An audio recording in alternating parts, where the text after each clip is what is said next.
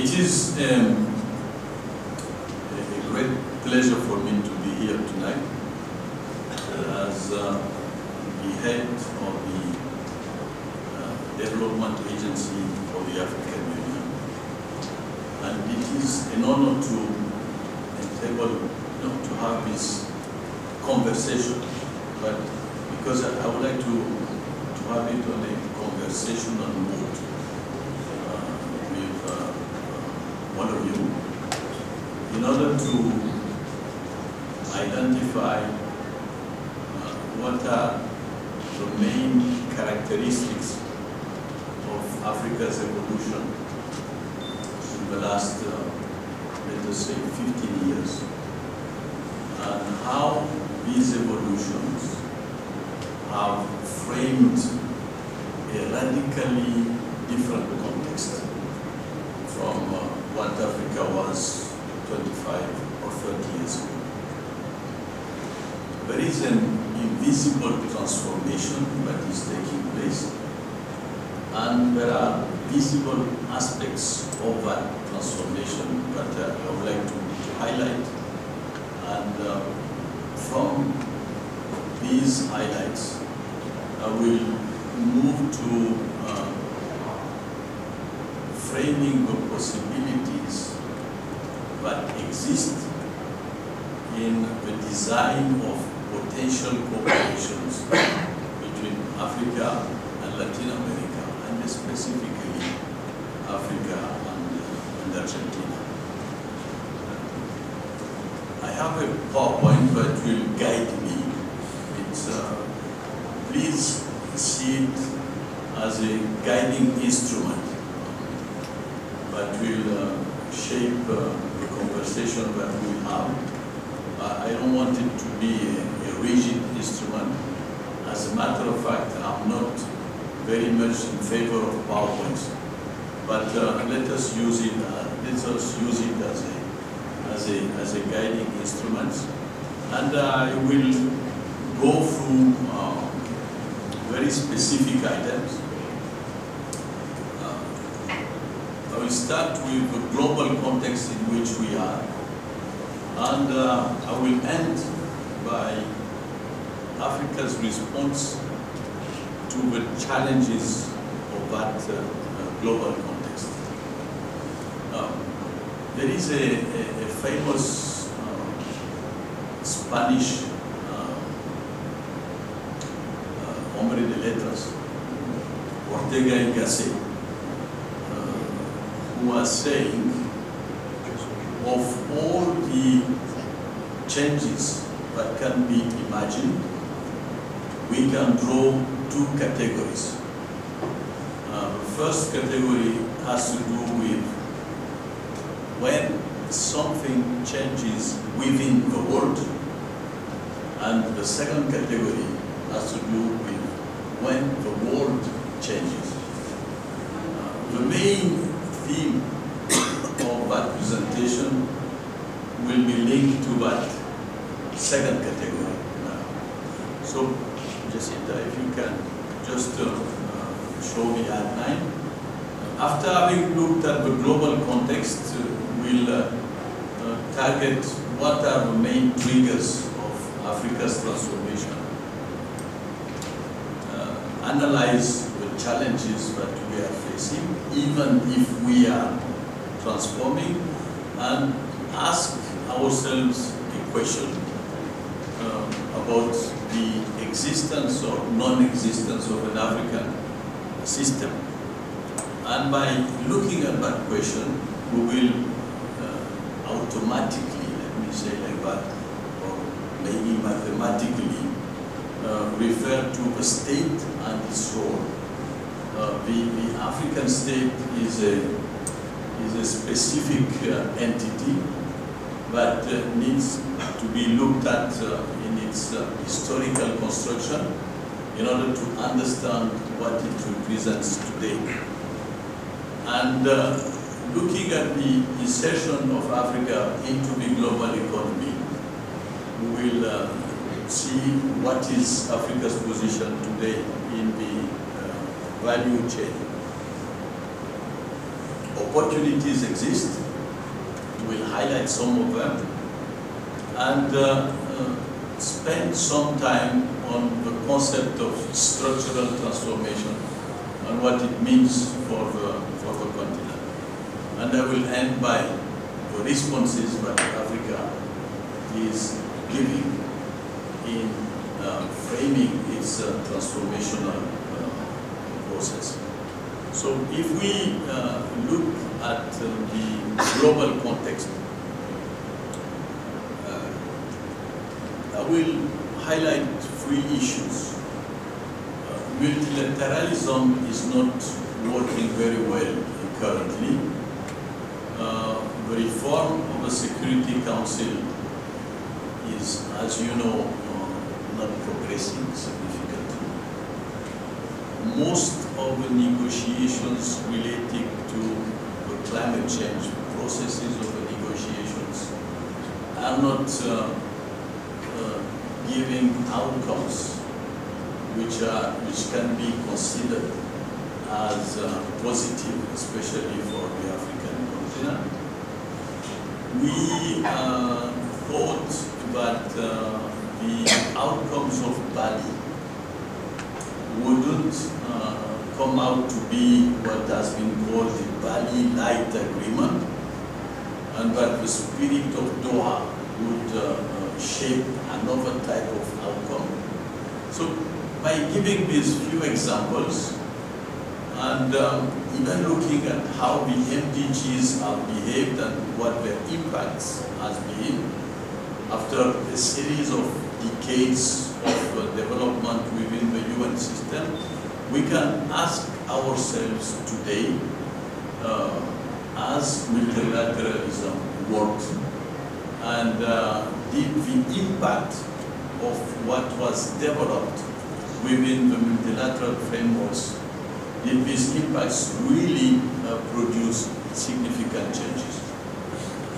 We can look at the glass as half full or half empty, but in the specific case of Africa, in each one of these big issues, if we make a link between what our interests are and how they are being defended, and the results and the outcomes of the negotiation process, we cannot be quote unquote fully satisfied of these outcomes, and then we need to project a kind of relativism in what we consider as limited outcomes in the functioning of multilateralism.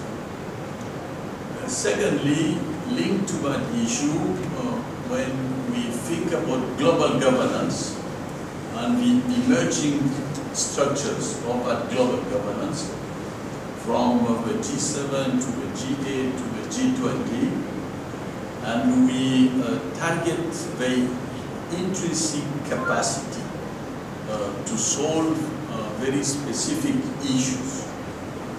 We also need to ask ourselves what has been the impact of the functioning of these structures in changing the world we are living in. We know that the G20 played a critical role in the 2008 crisis, and it came out with solutions which were not comprehensive solutions, but adapted solution to ad hoc situations.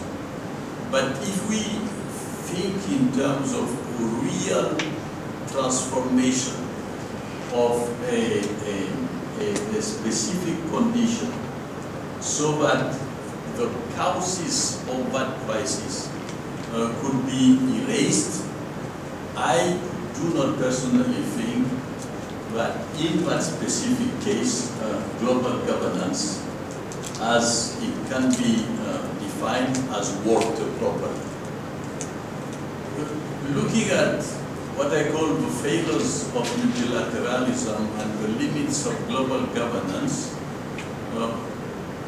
cannot impeach us at the same time to think that we are in a period where the policy space and the potential to design new solutions, that policy space does exist. That's what the Overseas Development Institute, the ODI, calls the age of choice. And referring to Africa, that age of choice is particularly important. Why is it important? On the basis of the failures of multilateralism, the limits of global governance, Africa has to first start by looking carefully at how it can reshape its development strategies by counting on its own potential and providing a policy space that can allow to defend these interests. And in doing so, it can really have a span of choices which are quite important, and we will talk about them in the course of this presentation.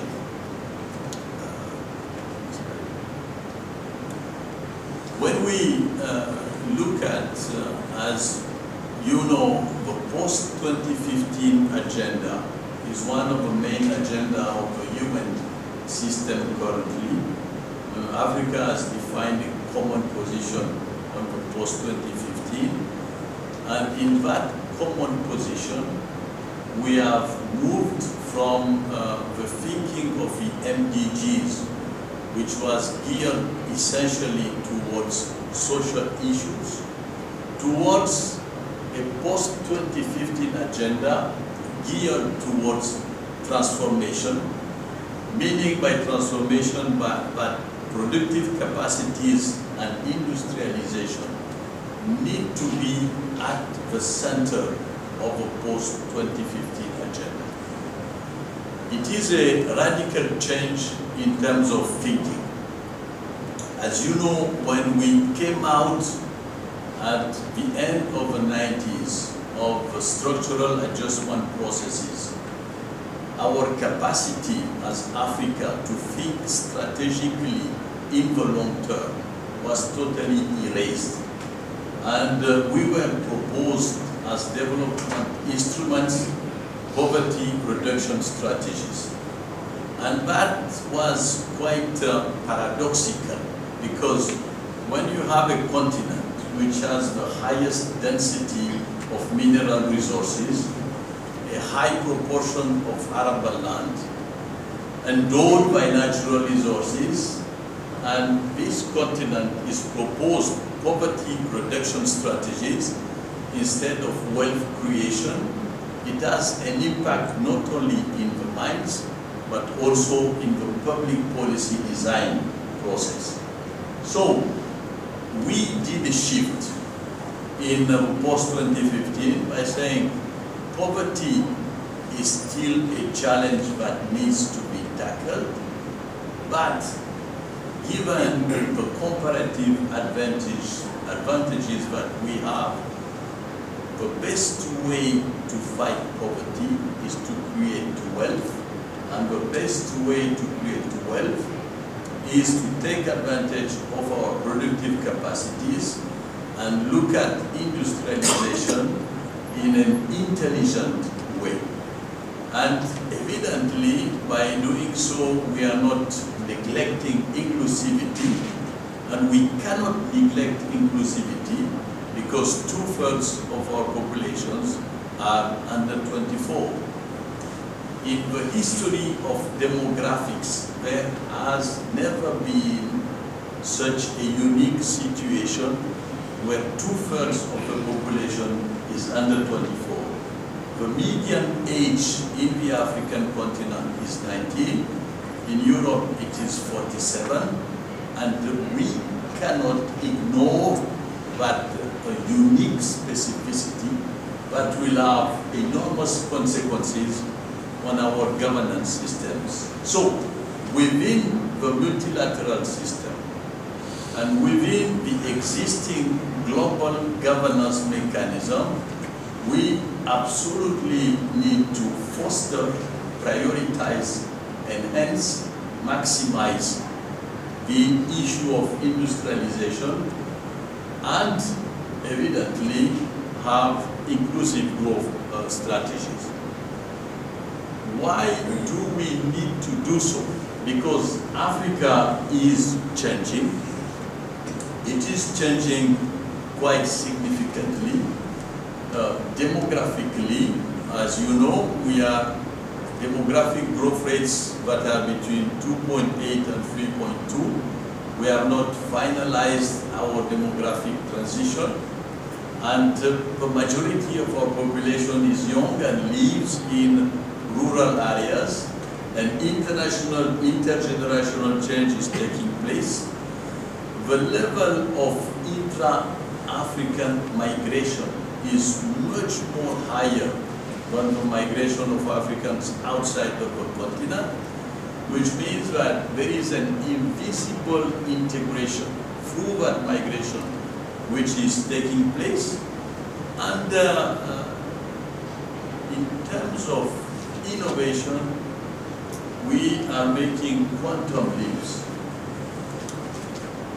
In 2011, the mobile phone ecosystem provided more than 5 million jobs in a very complex industry, which is the telecom industry, and contributed to about $50 billion to government revenue, internal revenue. And 650 million mobile subscriptions in 2012 were registered, which is more than the United States or the European Union. Today, the average small-scale farmer in any African country, and I have seen that on the ground, uses his cell phone to check what are the prices of his production in a market which is 150 kilometers away. So that silent telecommunication revolution has had enormous consequences. But the interesting thing is that a complex industry has been able to create conditions of adaptations and conditions of ownership of the technology by those who are, for example, the most vulnerable, like small-scale farmers. It is a huge lesson. It is a lesson, first of all, for the governments in terms of the potential for empowering their citizens, and it is a lesson for our scientists and our public policy makers, because it helps them see that a sophisticated technology can be owned and managed and used effectively in order to provide the basis for transformation.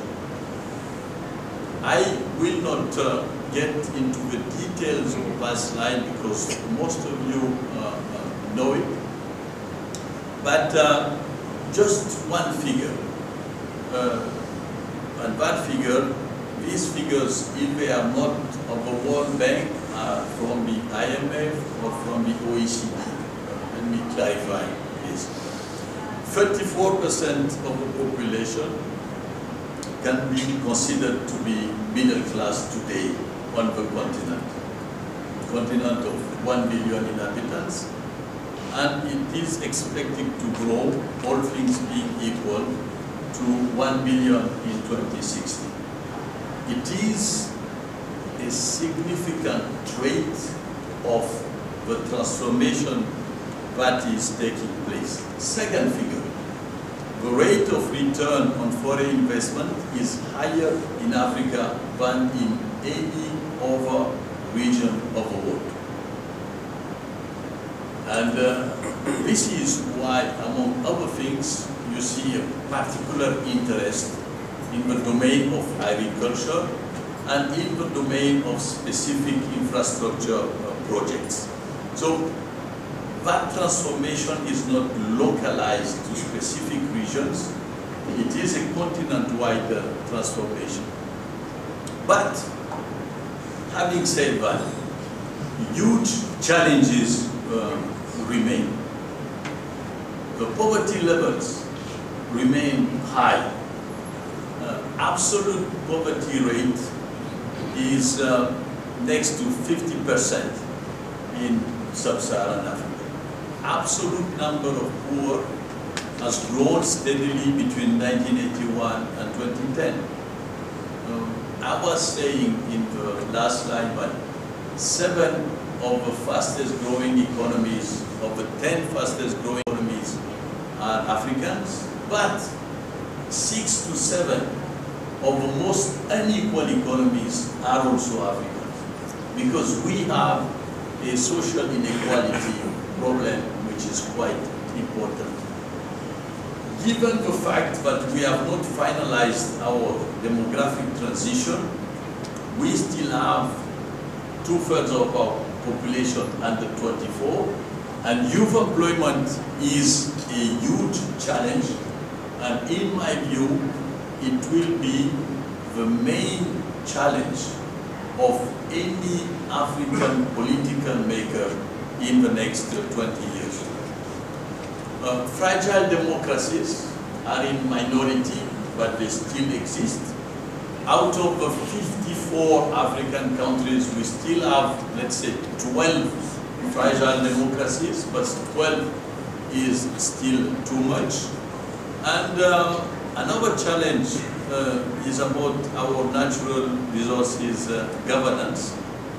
As you know, when we did a study with a group chaired by President Mayaki of South Africa, we found out after 18 months of studies, going through many specialized institutions, but the illicit financial flows out of Africa could be evaluated at between $40 and $50 billion a year.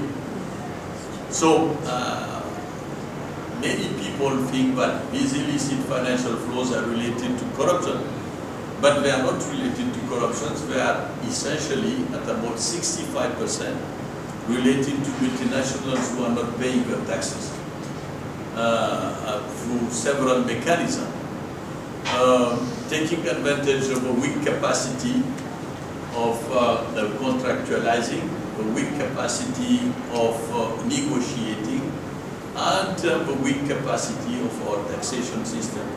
So that is a crucial issue because these numbers are quite important. Evidently, you have a percentage of corruption which is also linked to that, but mainly this is the main reason. The other challenge is regional integration. We have the frameworks. These frameworks are progressively being implemented, but still our level of intra-African trade is between 9 and 12%, and it is one of the lowest of the world. And if we want to increase that level of intra-African trade, infrastructure development will absolutely be essential. So, we have looked at the global context and its limits. We have looked at how Africa is changing and what are the challenges Africa is facing. But now if we make a pause and we reflect conceptually on how development is thought about in our context and how this thinking about development has a relation with what is taking place concretely on the ground in terms of transformation, I would like to highlight 3 issues. First of all, the political vision of development. When policymakers are elected, they need to produce results and impacts if they want to be re-elected. The long-term dimension, the long-term thinking is automatically confronted with the necessity of short-term delivery. And we cannot think about a long-term transformative process if we do not take into account that democratic constraints that makes that delivery in the short term is obligatory if you want to be re-elected. First point of the triangle. The second point of the triangle, the development experts' vision. Africa has been submitted to 100,000 theories of development since its independence, with different schools of thought, neoliberal, socialist, neo-socialist, if I can call it like that. And these development expert visions, which seem not to be ideological, somehow have an ideological foundation because they reflect interests. So a development expert's vision is not a neutral vision. In relation to that, if we look at the way we have been reducing our dependency to ODA, to aid, we can say that somehow the ownership of our strategies has been enhanced by the fact that we have reduced by dependency also to development experts' vision. Last point of the triangle, the researcher's vision, which is a very interesting one, whether they are in science, in technology, or in anthropology. Their way of looking at development is many times micro, not only micro, but many times micro, many times linked to the ground. And you know the works of Esther Duflo and so on, many of them in their laboratories, that have come out with mechanisms that can best alleviate poverty, best create basis for sustainable transformation. But what I want to say by that is the political vision, the development expert's vision, and the researcher's vision are not always complementary. So when you sit in the chair of an African policy maker who has 1,000 priorities, limited resources, the huge constraints of creating jobs for the youth, in terms of public policy design, it has a huge complexity. And that huge complexity has to find a solution, and that solution will not come from development experts' vision or researchers' vision. Next slide. Why will it not come from there? Because we tend to make as if the African state has the traits of any other state. And as you know, in the political science field, a lot of studies have been done on state behavior, but few studies have been done on how public administrations are effectively delivering on their objectives. So to contextualize that aspect, I wanted to refer to 3 phases in the construction of the African state. The first phase after the independence was mainly aid-centered and schizophrenic. Aid-centered is easily understood. Schizophrenic, why? Because within specific boundaries which could not be changed, it was asked to the African states to at the same time foster regional integration. So you had the intangibility of boundaries, and but you needed to think about regional integration. And that was not easy at all. The second phase was when we were faced with structural adjustment processes after the petroleum shock, and our level of debt went very high. In order to reimburse the debt, we had to go through severe structural adjustment processes, and these structural adjustment processes erased the capacity of the state to think, and it locked the state still in a kind of aid-centered perspective.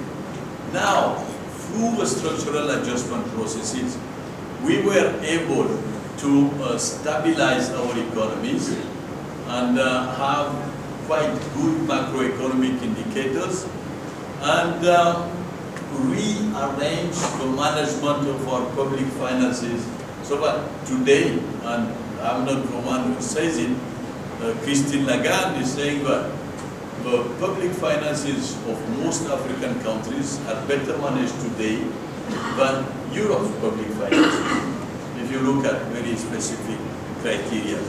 So we lost a lot through structural adjustment, but at the same time, we learned how to manage better.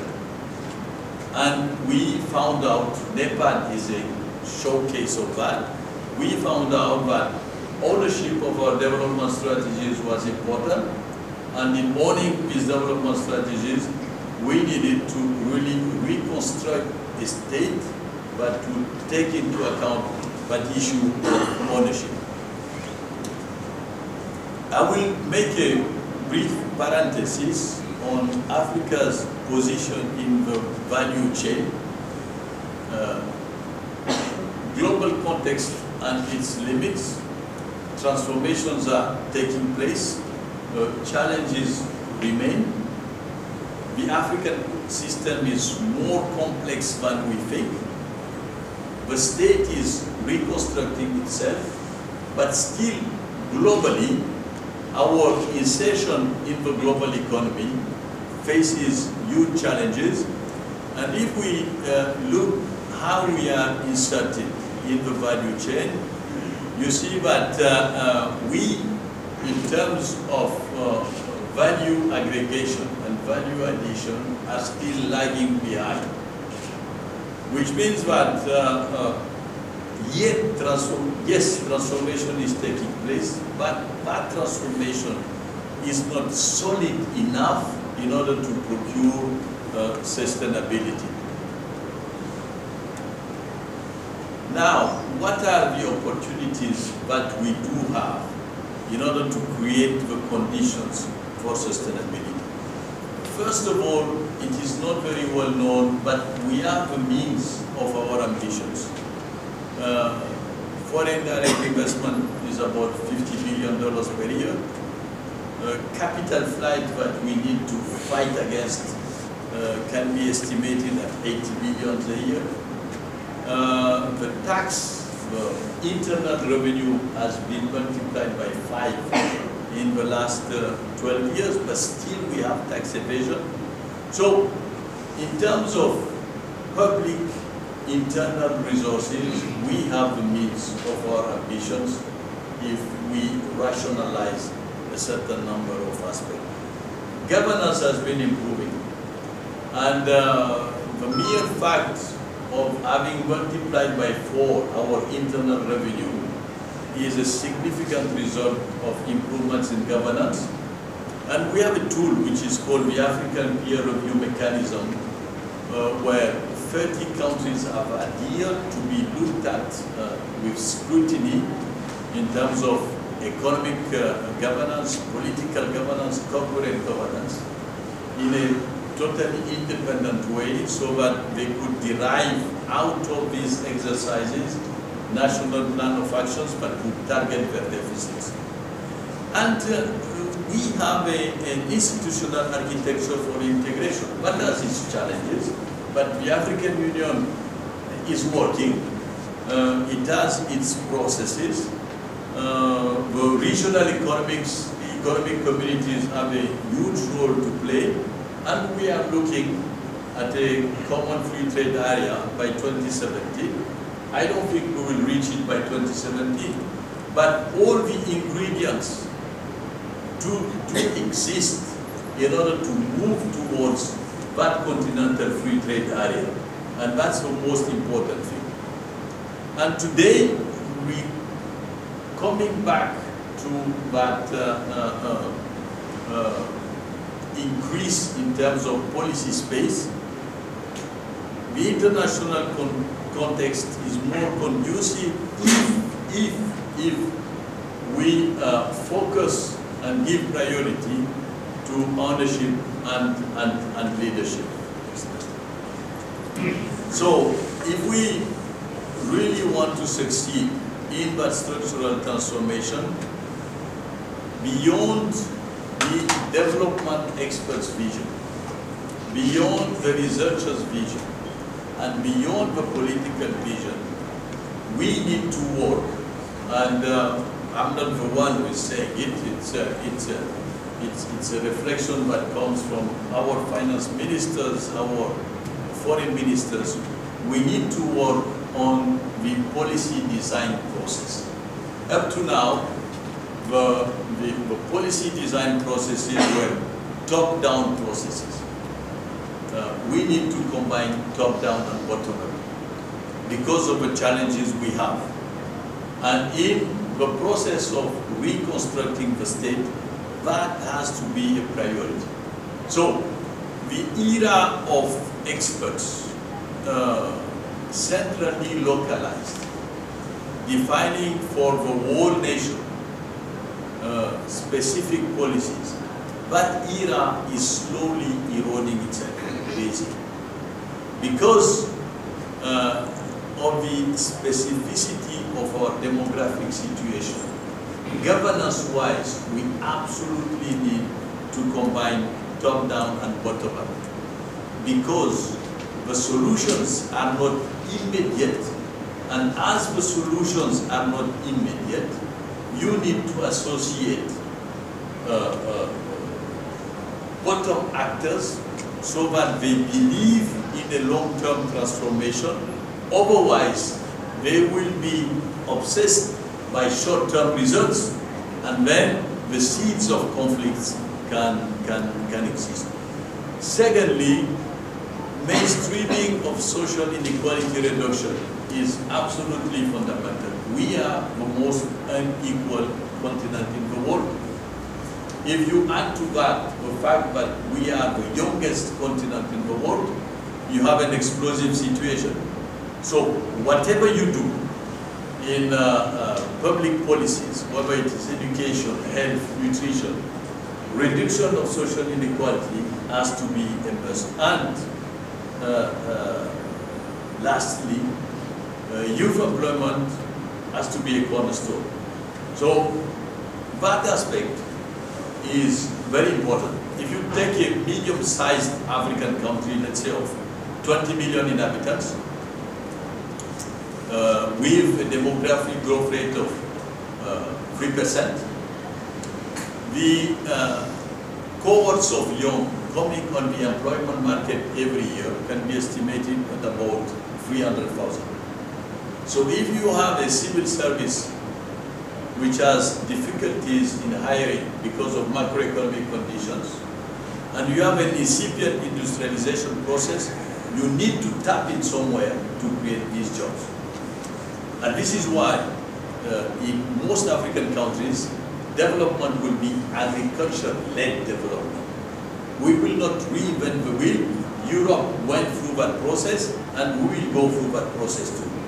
So, agricultural development becomes a political priority because it will help create the conditions for youth employment. But agriculture not seen in a social perspective, agriculture being seen as a business in order to transform the farmers, the small-scale farmers, in entrepreneurs, micro-entrepreneurs, meso-entrepreneurs, and the state there will have a huge role to play. And in order to play that role, it cannot be a top-down mechanism. It has to be a combination of top-down and bottom-up.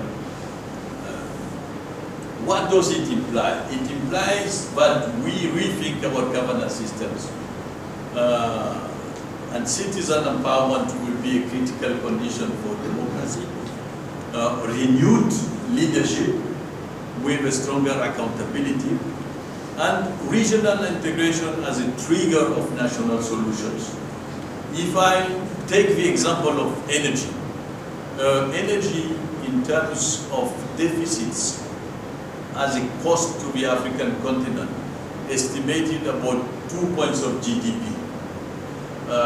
The economic growth rates that we have known in the last 6 to 7 years were about 5%. The economic growth rates which is needed in order to attain the MDGs is about 7%. So if we had been able to solve this energy deficit, we could have done better in attaining our development goals within the MDGs perspective. And lastly, the partnerships have to be results driven. The romantic periods are over. What we are looking at is really results, and results in the partnership we are engaging in. So the responses that we have given have been framed within our long-term transformation. We have had several plans, the Lagos Plan of Action. The African Union was set in 2002, NEPAD in 2001. NEPAD was a response to the G7+1 criticism of the lack of a comprehensive strategy at the continental level.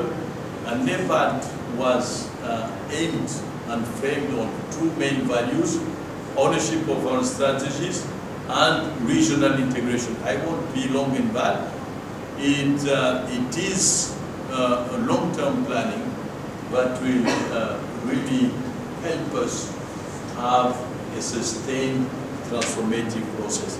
Next slide, please. And sector strategies. I will not be long either on that. We have in the African Union a specific strategic focus which can be highlighted in 3 blocks: agriculture and food security, regional integration and infrastructure, climate change, human development, economic and corporate governance, gender empowerment. Why am I saying so? There is a continental consensus on the fact that these need to be the strategic frameworks within which we need to work. So, and the role of NEPAD is to to be the development agency of the African Union in facilitating the implementation of these networks. And this is why we have been integrated into the African Union, to give the African Union a concrete instrument in order to facilitate implementation. Up to now, we didn't have an implementation arm. Now we have an implementation arm. It means very concretely that the time I spent is to see if the Algiers-Lagos highway, 4,500 kilometers, which is almost finalized. If that highway has been rightly done or not, by liaising with focal points within the countries through which the highway goes, by making sure that the missing links are completed, like in Niger, for example, 100 kilometers, helping mobilize the resources so that that missing link can be resolved, and that is the case. And this year, in 2014, we'll have achieved that highway, 4,500 kilometers, mainly on public funds, without PPPs. But at the same time, when we think about the gas pipeline from Nigeria through Niger to Algeria for the European market, we think about PPPs. So our role as a development agency is to help frame the PPP, help mobilize the adequate resources, and put in place the monitoring and evaluation systems that will help look at the implementation of our projects. We do the same for the Brazzaville-Kinshasa bridge, which will be extended by a road and a rail. So we are about implementation. These projects are within frameworks. These frameworks reflect sector strategies that have been approved consensually in a bottom-up approach from the regional economic communities. Now, next slide. Just to give you an example of what we are concretely doing, we have a continental framework which is called CADEP, Comprehensive Africa Agricultural Development Program. This framework has specific principles. These principles provide a blueprint. This blueprint has been implemented in 50 countries out of 54. It is an illustration on how we envisage regional integration. Because by having the same blueprint, taking into account evidently local specificities, it facilitates the delivery process of the regional integration. And all the African Union frameworks, whether it is in agriculture, in environment, in health, and in education, are looking towards that delivery process.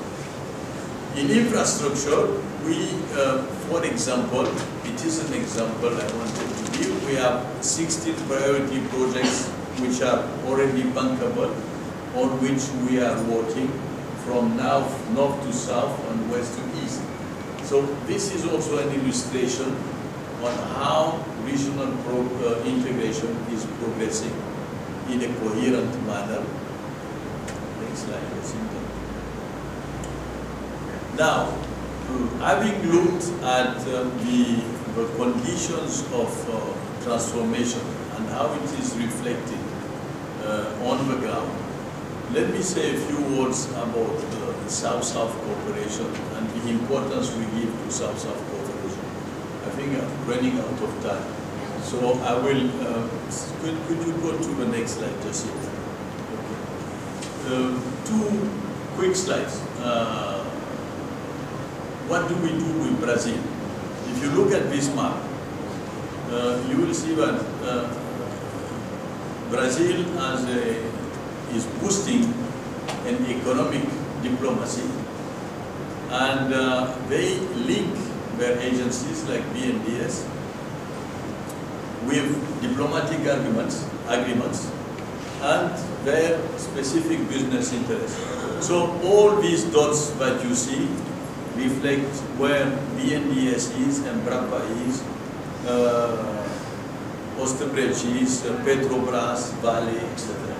It is a long-term strategy based on economic diplomacy, where their foreign ministry brings, wherever they go, their private companies, and they frame bilateral agreements in order to boost their companies. And there are many PPPs in that domain. That's the Brazil, let's say, investment strategy. Next slide, quickly. Well, China, the crucial feature of China is the role of Chinese finance. Chinese finance is absolutely critical in their strategy, because they involve their policy banks to their commercial banks, and they move heavily into infrastructure projects. And just to highlight one sentence that reflects the way China sees its engagement with Africa, which is a reflection: we assess risk differently. There isn't an African country that we would not invest in. For China, risk, I wouldn't say doesn't exist, but risk is not an obstacle to investment. And it's embedded firmly in the strategy. And evidently, it gives you another footprint on the continent. Quickly, Jacinta, I would not talk about Japan, we don't have sufficient time, just to say that Japan is returning very strongly on the continent. And from here, I will be going to Tokyo on the Joint Monitoring Committee, which looks at Africa-Japan cooperation. But just one sentence, Japan is returning strongly. Okay. Now, NEPAD and Argentina, how can we look at the way forward? I think yesterday afternoon I was at the Foreign Ministry. We were for a very positive interaction.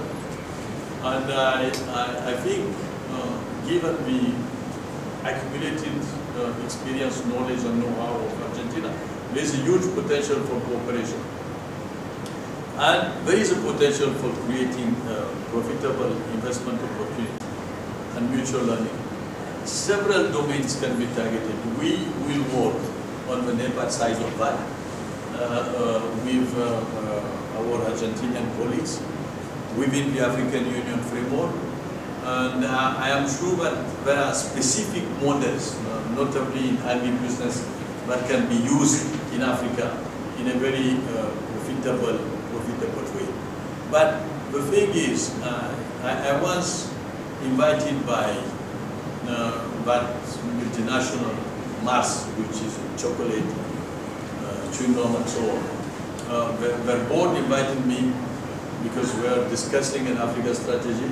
So they wanted to interact with Africans. I spent 3 hours with the board. So what I told them is, Africa is transforming. You need to be present. If you are not present now, and you wait for what you think are the risks, you might not be at the table at the right moment. So there is a process that is taking place. That process is incipient. But I told them, you need to be at the table, at the incipient step of the process. Otherwise, the conditions of partnerships might be much more constrained. In the next 30 years, the world will need to produce the amount of food that it has produced in the last 3,000 years. Africa will be a critical actor if it has the right policies, the right knowledge, the right know-how, the right partnerships in helping feed the world. So these partnerships, looking at these challenges, are critical. And they need to be framed now. They don't need to be framed 10 years from now. Last slide. The theory of change we have will be very brief because I could take longer to go through it. What is our theoretical framework? The necessity to put an emphasis on productive capacities, which has really to boost our industrialization process. We cannot do it if we have not a state with its governance system adapted to that. We cannot do it if we don't think in terms of public policy design in a combination of bottom-up and top-down. And we cannot do it if we don't boost the entrepreneurial capacity of our populations and essentially our small-scale farmers. So this is how we intend to change, and in that change, evidently, we need partners, and Argentina is a potentially strong partner. Let me thank you again for having invited me, and thank all of those who played a critical role in inviting me. It has been an honor to be here, and thank you.